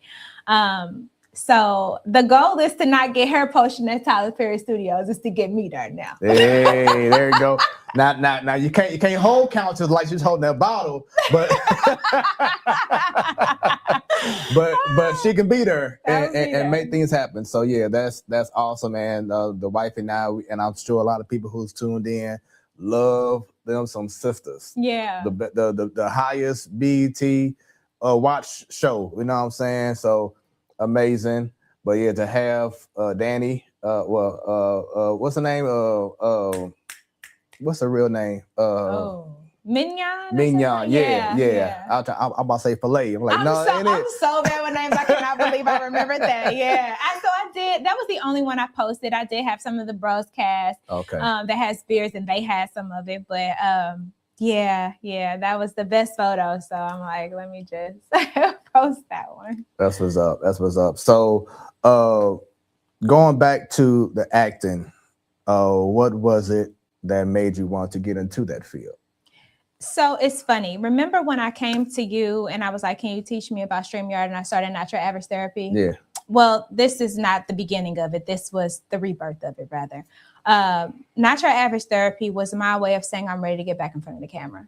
And I don't want to wait on somebody else's project to do it. I'm just going to I'm going to throw myself back out there. I'm just going to just do it. Right. That was me saying, let me get back in front of the camera. And so natural average therapy was really my way of tiptoeing back into entertainment.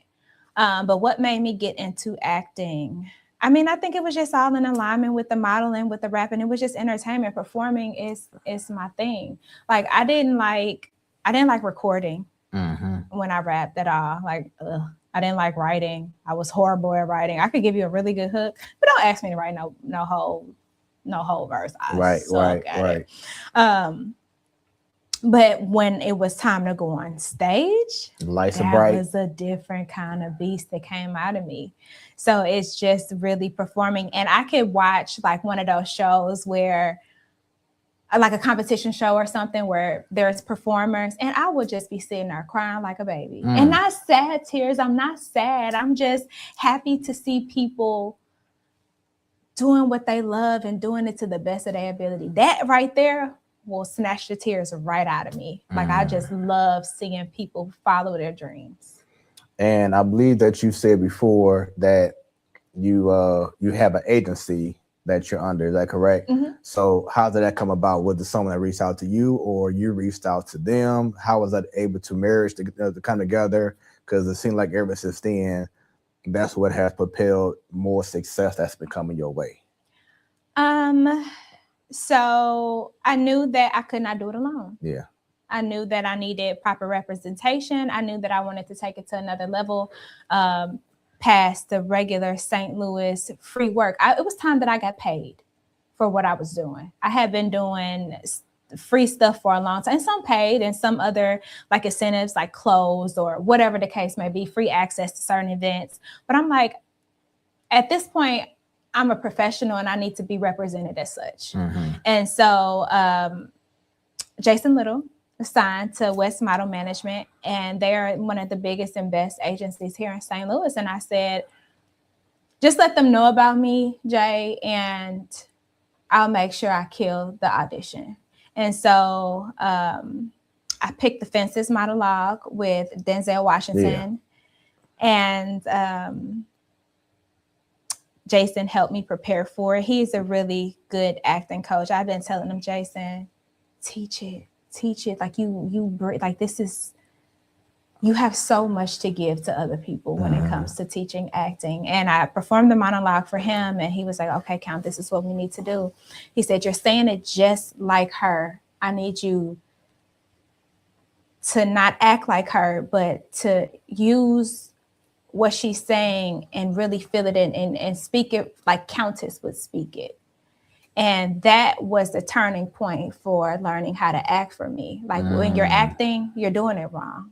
You have to be it. Like you have to let it pour from the essence of who you are and the experiences that you've had. And you need to tap back into those experiences and put that on the screen. And when I met with the agency, and Jason even said that they'll call you back and let you know whether they're going to, sign you. They're not going to pick you up immediately. It's a process. And I say, okay, I can respect that. They signed me on the spot after that audition. It wasn't a process. They said, yeah, we want you. We want to work with you. However, I have not got very many jobs from them at all. So everything that I've gotten on my own. Aside from they just filmed a really big movie here called Jacob Beats Up Nate with Notori Naughton from Power. Lemoyne, I forget his last name, but he's a really big actor. Justin Long, he was in Dodgeball and some other movies. But the producer is a Black man named Jason Lee. And he's a director and producer, I believe. And so I did get casted through my agency for that film. But everything else has just been God leading me and having people like Brittany speak my name in rooms that I'm not in. Yeah. Because I mean that's why we're here now. Now I remember I asked this question when Guy Torrey was here with us as well. Well, two things. One, talk about the importance for you not wanting to be typecast in regards to roles. It's almost impossible.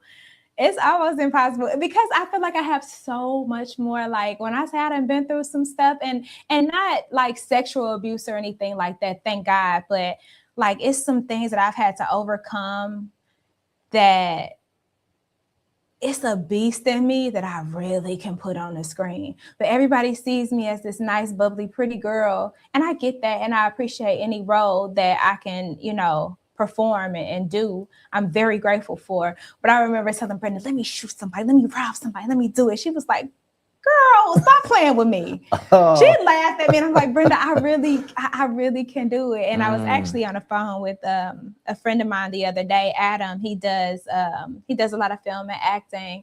And we're going to put together something here very soon, like shorts and reels. And it's just going to take me totally out of the element of who I am. And more sports. Yeah. Okay. More sports. Okay. But you're going to get to see me kind of rough and kind of sweaty and just really like, yeah. So. Do you feel like, with that being said, do you feel that, because that's all I'm seeing now is, especially like Country Wayne, like the skits. Mm-hmm. You're seeing skits here, skits there all the time. Do you feel like if you were trying to get even more seen, that put yourself out there more about doing stuff like that? Do you feel like that's important? I think that the internet is a tool. Yeah. It is a tool. Like back then when I first started, like I said, we had to go wait in these long audition lines. You know, that there wasn't a Zoom audition. There wasn't a way to really be noticed. So use it. Absolutely use it. And it's a way for you to perfect your crafts, to stay tapped in, to continue to practice. Yeah. So I would say absolutely get a team together and learn how to edit. And I'm preaching to the choir because it's something that I need to work on myself. But absolutely use the internet and use reels and to your advantage. Yeah. And how important is it for your circle that you have to not have everyone just be a yes person? Yeah. Be a yes man. Oh man, how do you grow? How do you grow? How do you get better? It's so funny because Brenda is so sick of me. I know she's so sick of my shit. But I know she is. Because we were filming and rehearsing and every I was like, Brenda, how was that? You got to tell me this. Because my mom, she was rough. She was tough. And the slightest mistake, the slightest small thing, she was, no, you got, and they called her Joe Jackson. They called her Ike Turner. She didn't beat us. Maybe sometime. But Michael, but she was very hardcore, and I think that's probably why I had the drive or the don't stop mentality, because it's like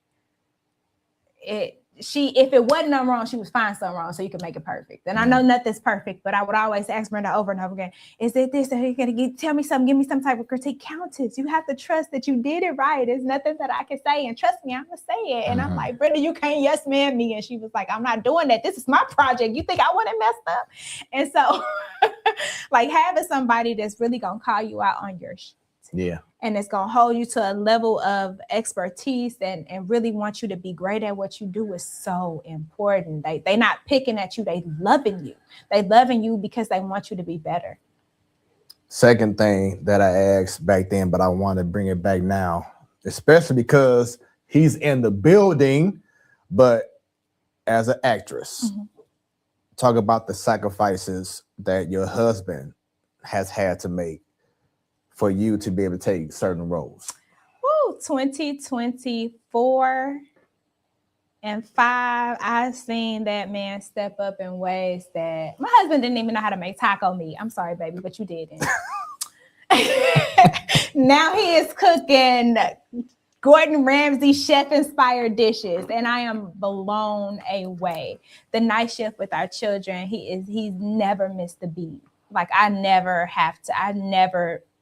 give our kids baths. Like he does that. Like those are his boys, and he makes sure that they have everything they need, especially like when I'm like working. Some days I'm caught in the salon longer than I don't, and he has he's been in his career for such a long time. He has a very stable schedule. So he knows he'll make it home in time to make sure that dinner is prepared and lunches are made. And like, he really has, I don't know what I would do without him. Like, I don't know how this would even work if he didn't step up and he wasn't there. And he doesn't complain about anything, like ever. And I'm like, you probably need to just go somewhere and scream because I know you need to. I know you need to. I know you need to, go. I tell them sometimes, just go with friends and go do something for yourself. I think that's so important because you're constantly pouring into the household, but you really need to go and pour into you. I constantly tell them over hands, I'm fine. I don't need, I just need y'all. And it's like, okay. That's what's up, man. So speaking of you and your husband, talk about this photo right here. That was our courthouse wedding. Take that off. Yes, we did not have a wedding. We just went to the courthouse and said I do, and it will be 12 years in June. Congratulations. Thank you. Congratulations. Thank you. 12 years and 2 boys later. So courthouse, and I'm sure people will be like, what? You did a courthouse? So what made y'all decide to take that route? A lot of things. My mother wasn't here. I really wasn't the type of girl that sat around and dreamed about a fairy tale wedding. I didn't. I mean, once he proposed, me and my mom started looking at dresses and venues, and we did that together. Mm-hmm. So to have a wedding without her almost just didn't seem right. And she passed a few months before we were supposed to get married. So, you know, we knew that we loved each other. We knew that. Oh, and I chose the ring too over the wedding and the house. I'm like, give me the ring in the house. Hey, I mean, trust me, my wife she's the same way. She was never really big, and I mean, I really wasn't either big on. We gotta have this big $20,000 wedding, and you know whatever. No, let's use that money. Celebrate our love. Right, we don't need all that. Yeah. You know, the wife and I, we decided to go to Vegas. Yeah. We was at the Cosmetologist, and they did everything for us. All we had to do was just show up. See?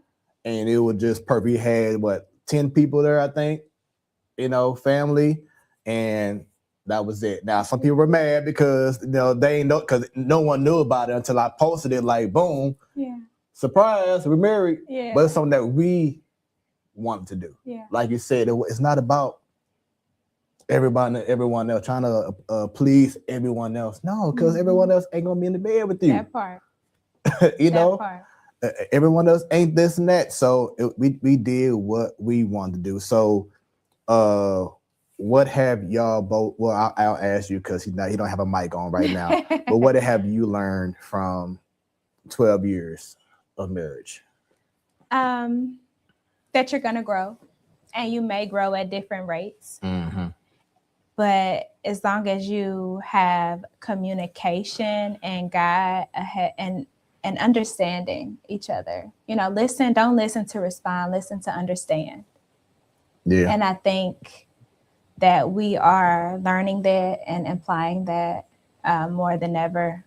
To really sometimes, like yesterday, we just took a day where we just bummed it out on the couch and we just cuddled all day and just watched TV. And like, we're avid daters. Like, we date each other and we go out at least once a week, right? But sometimes just sitting together on the couch and watching movies is just as good. So that quality time is everything. That communication is everything. And sometimes he's a way better communicator than I am. Sometimes I shut down and be like, give me a minute, I don't want to talk too much. Like, I get very overstimulated and very overwhelmed very easily. So that has to be a Virgo thing. Love you, wifey. But that has to be a Virgo thing because she's an overthinker. So she be trying to do this, do that. Sometimes you just gotta just relax. Sometimes she be like, man, I've been in the house all day too long. Sometimes it's just good to just woosah. Yeah. But something that I also love to bring up about marriage that, it'll be 5 years coming up for us very soon in September. Just amazing. But it's so important that when you pray for something your whole life and you get it, don't waste time not appreciating it. Because what's the point of praying for something that you wanted your whole life and you're not letting the person that you are with know and feel at all times that you're the reason why. I mean, I pray for this. So why should I hold back on that love? And that's going to be so important for people who are, considering marriage or in love or already married. But it's just so important to never forget your reason why you're there. You know what I'm saying? We take things for granted. We know life is too short. So it's very important for us to appreciate the moment because we pray for this. So why not brag about it on social media? Why not say, hey, I love my wife. I love my husband. We need that, especially our culture. We need to boast more love and show more love. Not saying, oh, I got love and you don't. No, we're not saying that. But we're saying that it's possible. It can happen. You know what I'm saying? So just 12 years, that's amazing. You know what I'm saying? And like you said, the sacrifice that he's done. Now he's Chef Boyardee in the kitchen. You know what I'm saying? Down. Gordon Ramsay over here. that's what love make you do. I think that was a song by Jamie Foxx and Mary J. Blige. But it is when you know you have someone, it shows. Not just with the words, but with the actions. Absolutely. You know, and one of my favorite traits about my wife is that she'll do something, like she'll go to the store and I don't think about it, but then she come home and bring something home. I'm like, oh my God, you read my mind. You know what I'm saying? Like, I didn't even think about this and you brought it home to me. Stuff like that. It's the simple things that can just really be like, man, that's amazing. I'm glad you posted the contrast of those photos because the glow up was real. Yes. Once again, so hold on. Let's show it again. So from this to bam. Yeah, the glow up is real. Wow. Yeah. 12 years later. Man, amazing. So from being a wife, talk about motherhood. You know, that was actually his first modeling job. Really? There was. It was for a diaper business called Cotton Babies. And he was the star. That's my oldest. Terry Jr., he was the star of the show this day because he was maybe barely 6 months and he was able to stand long enough for a shot on his own. And I was just so proud of him. Yeah. Motherhood is the hardest job I've ever had. And you know, I got a lot of jobs, but it's the most rewarding to really sit back and look and say, I grew that human being inside of me. You know, that was his first day of 5th grade. He's just now able to pick his own clothes out. So shopping is so different now. He just sends me a cart and I just pay for it. Him and his dad, though, they picked it. I was like, what is the sphere? I'm not hip. I go to Fashion Nova. But what is this? He comes back with this Fear God shirt and I'm starting to see it pop up everywhere. And I'm like, what is this shirt? We got him and dad went to Nordstrom, I believe, when we were in Chicago for their summer vacation trip to Chicago last year. And that was what he chose to wear on his first day. What do your kids say about you when they see you on TV or, know that you're doing movies and doing this? How do they react to you? So my youngest son, Trey, he just sits back and watches and smiles and looks at me and smiles and looks at me and smiles. And it's the cutest thing. He don't say much. He just looks and smiles. Now, my oldest, when he first saw Eyes on My, he let me have it. And he was ready to whoop PD's ass. Why did you have to kiss him? Why did it? He was so mad. He went in loving on PD and being inspired because of the music. And then at the end of the movie, like, ooh, he did not get it. He didn't get it. Complicated Christmas, I had to have a talk with him. Baby, this is mommy's work. This is what I have to do. And so he was very cool about it. He enjoyed the premiere so much. Both of them came to the premiere with me. And he just told me I'm very proud. And he wants to get into acting. But there's things that I need him to work on responsibility-wise before I put more on his plate. Yeah. So we have to tap into you being a responsible young man first. And talk about this little one right here, GQ. That little nigga. That's my gangster. Like, I don't know. I think he is gonna, I think Terry is gonna be the one I could go to emotionally and later on down the line and just talk to, and he just coddle me and love on me. But this one probably gonna kill a nigga for me. I don't know why I feel like that. Maybe because he tried to jack me for my lemonade when he was 2 years old. Let me tell you. I had one of them mommy days where I go get some fast food, eat in my car because I don't want to share. Come back with a cup of lemonade. Mommy, what's in the cup? Now he's 2. I'm like, it's lemonade. Can I have some? No, I don't want spit in my lemonade. Let me have this for me, right? He go his way. I'm sitting in the office. I'm working. He come back with a toy gun. Give me some of that lemonade right now. I said, whoa. 2, he's 2. Wow. And literally the way he held the gun, the toy gun. Yeah. We got a million Nerf guns. It was a Nerf gun. Yeah. At me the way he stood. And I'm like, you watched too many damn Tubi movies with your grandma, because this is the only way you knew to do this. Tubi or he watched what's the New Jack City or something. Listen, I just said, here, you could take the lemonade. I didn't know whether to laugh, cry, or pray at that point. Like, but he did that. Yeah, that's what's up. And anytime he poses, he get down and he be like he thinks he's, I don't know where he get, but you growing up in Wentzville, ain't no gangster in you. Like, gosh. I mean, the population of Black people is what, 4, 5? It literally is. I think it's not learned behavior. It's just who he is. That's crazy. Because he has no example of this. That's crazy. So I hope y'all have been enjoying the Smoooth Conversations. I'm your boy once again, Smoooth with 3 O's. And I have my guest, my little sis. What up, y'all? There we go. Just having an amazing conversation. Once again, y'all been kind of quiet tonight. No comments or anything. Maybe y'all just enjoying it. I know you got some football going on right now, which I'm about to tune in very soon after I'm done with this episode. But this has been amazing. This part of the show. Now, I've been showing stuff earlier, but this is officially like the Smooth Moments part of the show.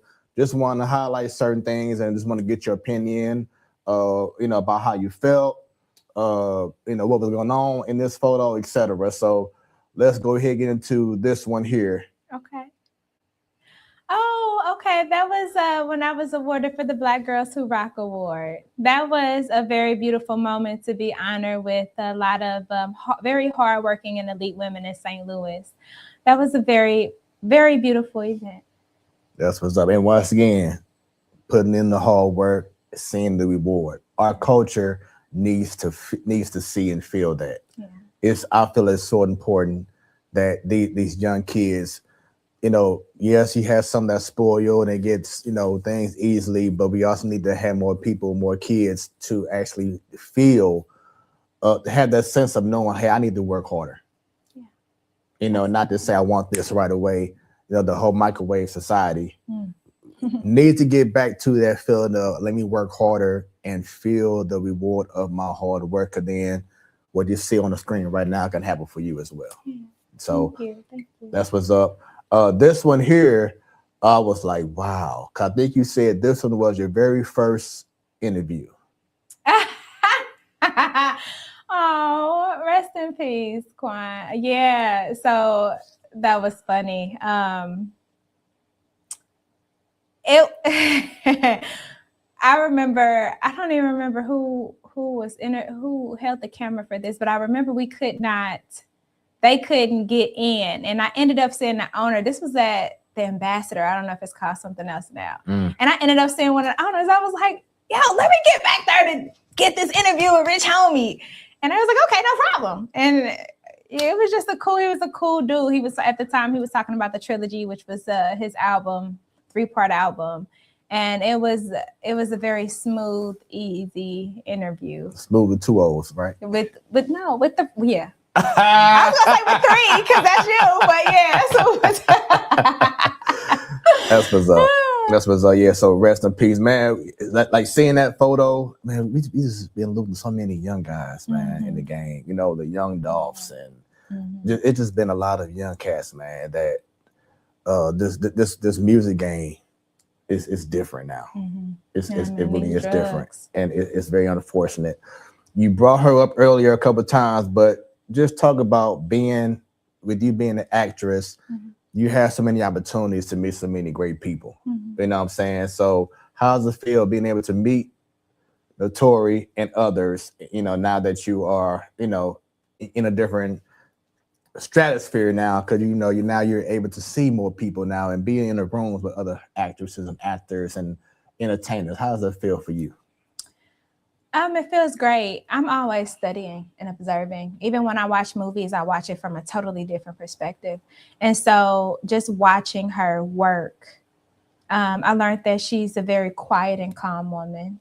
She is, which kind of fits the characters that she play. I could say maybe typecast, which is never a bad thing. You're working as long as you're working.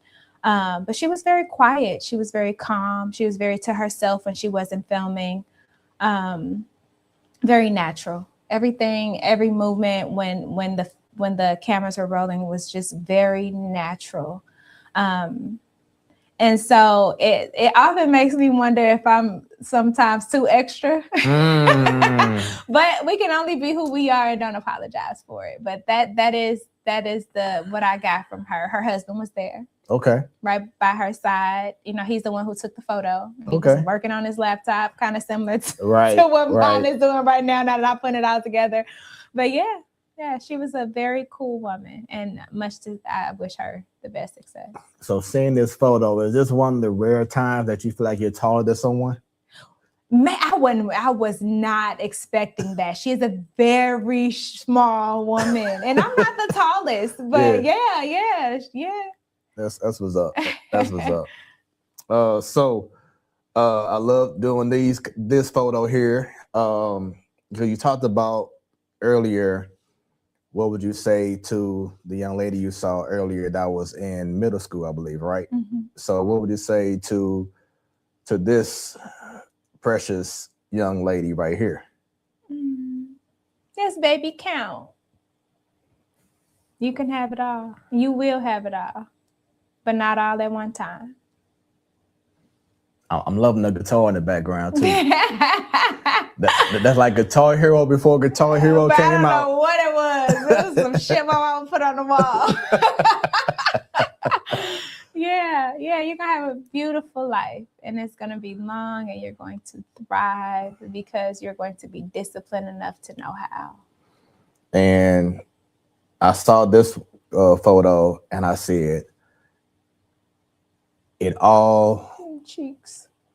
I saw this next photo, and when I'm looking at it, I'm like, it all makes sense. And then you actually mentioned it earlier during our conversation, but this is the last slide of the evening for the show. But what would you like to say? You finna show me my mama. You already know. I know. You already know. What was your question? What would you want to say to her right now? And how do you feel, how proud she is of what you're doing right now with your kids and with your career? And as a wife. I know she's proud. And she would just tell me that. She would just look me in my eyes, and I would lay right on her big ass titties. Because that was my spot. I would just lay there. And but I would tell her I haven't even scratched the surface. I ain't even close. And truthfully, I'm sure she probably saying, "Oh yeah, the best is yet to come." The best is yet to come. And just seeing this photo, legs out, she ain't playing. I'm like, that makes total sense. Yeah, the best is yet to come. I was on the phone with Brenda last night, and we were manifesting Golden Globes. The best, and I really do. Brenda and I both think that she is the reason why we are in each other's lives. And like I said before, that force field. I've never had a woman pour into me and say the things about me like Brenda does. It's almost scary because it's the way that my mother would pour into me. And to not have that, she's been gone almost 13 years now. And to not have that and to receive that from another woman, to have another woman love on you like that, and it's pure and it's honest, it hits so different. I don't have to ever do another movie with that woman, but the way that she pours into me and the way that she has poured into me and the hours of conversation that we've had, it lets me know that definitely is a force field sent by my mom. Yeah. For sure. That's what's up, man. So this is the opportunity now as we are closing out this amazing conversation. Did you have, any shout outs? And people can go to your website.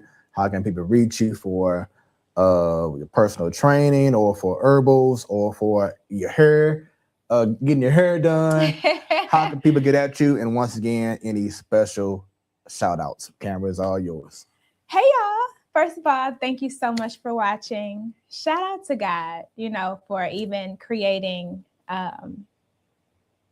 this day for us to sit here and have this conversation. Shout out to Smoooth. Thank you so much for having me on your show.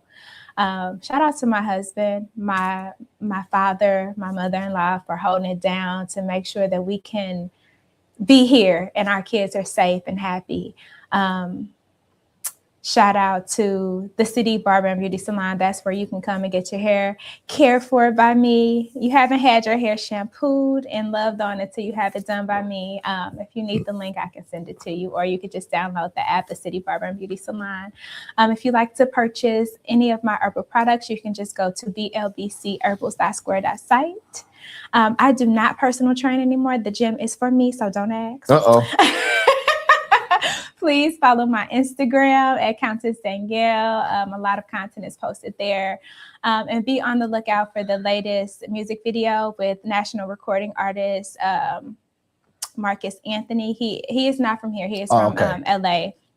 But they are doing a lot of content here because his management is here. He's also backed by Jamie Foxx. So this is going to be a really, really big project that I can't wait for you guys to see. It drops on January 23rd.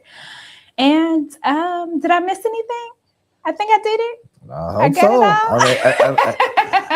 I still want your people to be like, oh, she ain't shout me out. No. I shouted out. Like, shout out for sure. Y'all already know to Black Girl Powerhouse, Brenda Hampton, Monique and Monica, the twins, the other Monique. Shout out to Joyce, TT Joyce. Shout out to Jason Little. Thank you for pouring into me and coaching me and helping me throughout this acting. I think. Shout out to the entire Complicated Christmas cast. You know, shout out to Shorty. You made that movie everything with your comedy. Shout out to Demetrius. You definitely helped and coached me along the way and taught me pacing and cadence. Shout out to the bestie, Alicia Simone. You are doing big things, and I wish you the absolute best in your career. And shout out to everybody out here in St. Louis that's just trying to follow their dreams. I love it. So take away being a wife, being a mother, being an actress, being a rapper, being a model, take away doing hair, take away the trainer, which you already did. But who is Countess? The Black girl who never gave up. The Black girl who's never going to give up. The Black girl who can and will. Love it. With that being said, that is Smoooth Conversations, where the conversations are always smooth. Hope you all have enjoyed this conversation. This show is going to be archived as soon as it's over. It'll be on YouTube, Smoooth Conversations, Smoooth with 3 O's. Scan the QR code or go to smoothproductions.com. Once again, that's Smoooth with 3 O's. You'll see the links to all the pages. If you want, once again, photography, videography, drone services done, Smooth Moments got you. If you need some t-shirts, hoodies, caps made, whatever, any kind of equipment with your logo or anything you want on there, we got Smooth Creations as well. So check that out. And as I said before, I am a professional DJ, been DJing for over 20 years. So like she said before, Mr. Jack of all trades, anything about production, think of me. I got y'all. Shouts out once again to KBDR Beat District Radio. Go to the website, beatdistrictradio.com, or download the app, Google Play or the App Store.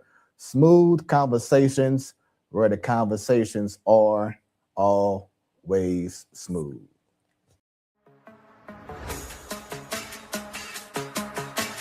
What you have just experienced was brought to you by Smoooth Productions.